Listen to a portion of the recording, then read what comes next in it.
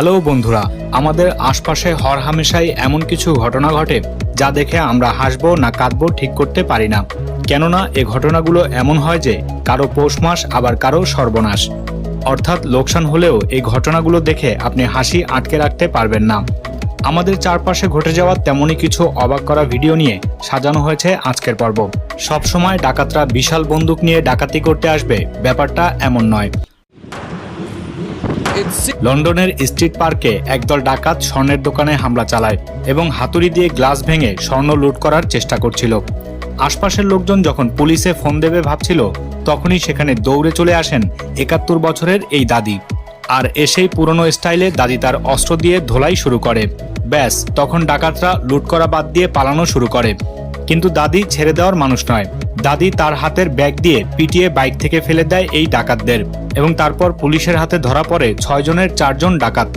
ঘটনার পরে সাংবাদিকরা এসে দাদির ইন্টারভিউ নিতে চাইলে তিনি ইন্টারভিউ দিতে রাজি হননি। তবে তিনি বলেন, ছেলেগুলো কাউকে মারছে মনে করে আমি দৌড়ে আসি, কিন্তু যখন বুঝলাম তারা ডাকাতি করছে তখন আমার ভীষণ রাগ হয়।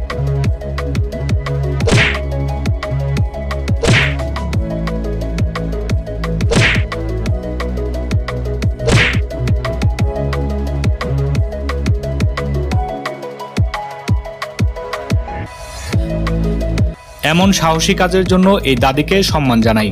কথায় আছে, চোর পালানোর পরে বুদ্ধি বাড়ে। রাস্তায় চুরি করে এক আসামি গাড়িতে করে এলোমেলোভাবে পালিয়ে যাচ্ছিল।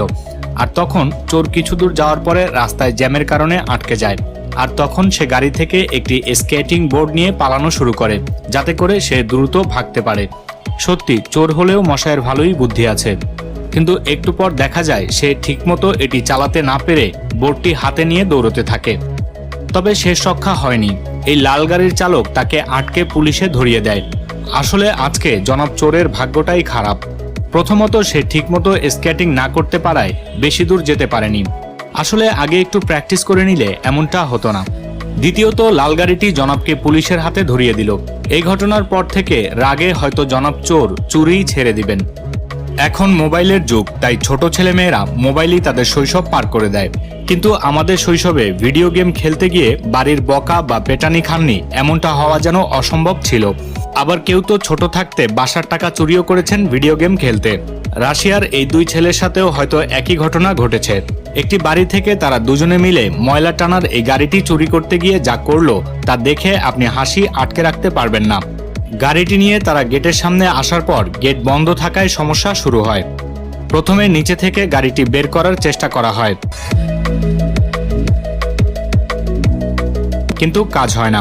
এরপর গেটের ওপর থেকে গাড়িটি পার করার চেষ্টা করা হয়। তারপর দুজনে মিলে চেষ্টা করে।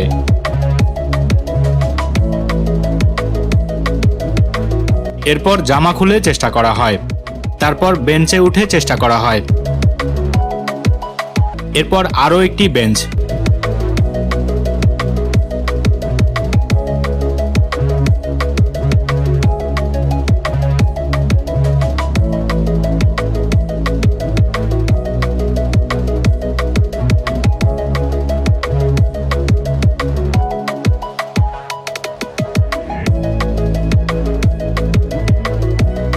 আর এভাবেই অনেকক্ষণ চেষ্টা করার পর তাদের ইঞ্জিনিয়ারিং সফল হয়।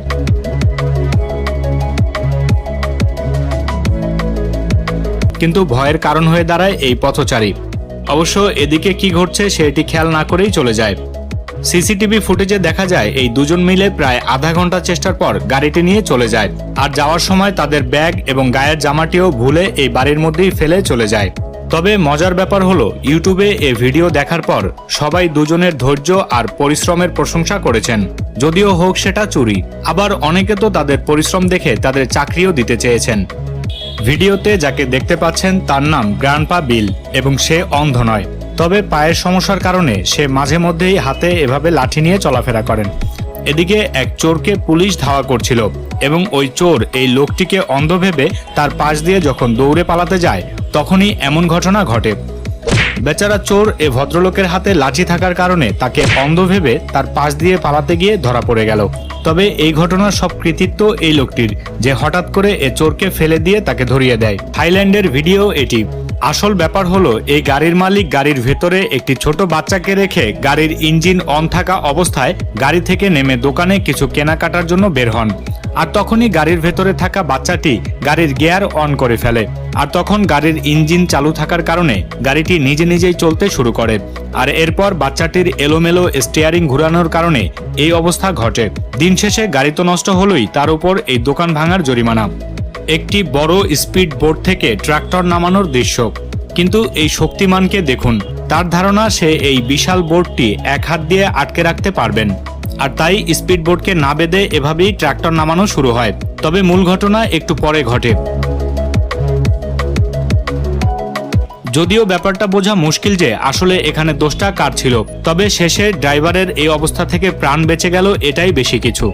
হাতে খাবার নিয়ে দিদি পথ ভুলে গেছেন। আহারে, একেই মনে হয় বলা হয়ে থাকে চোখ থাকিতে অন্ধ। পেপসির মুখ খোলার এমন কেরামতি মনে হয় আগে কেউ দেখেননি। আর তাই এই শ্রীমান তার বন্ধুদেরকে বুদ্ধির খেলা দেখিয়ে অবাক করে দিতে গিয়ে নিজেই সবচেয়ে অবাক বনে যান।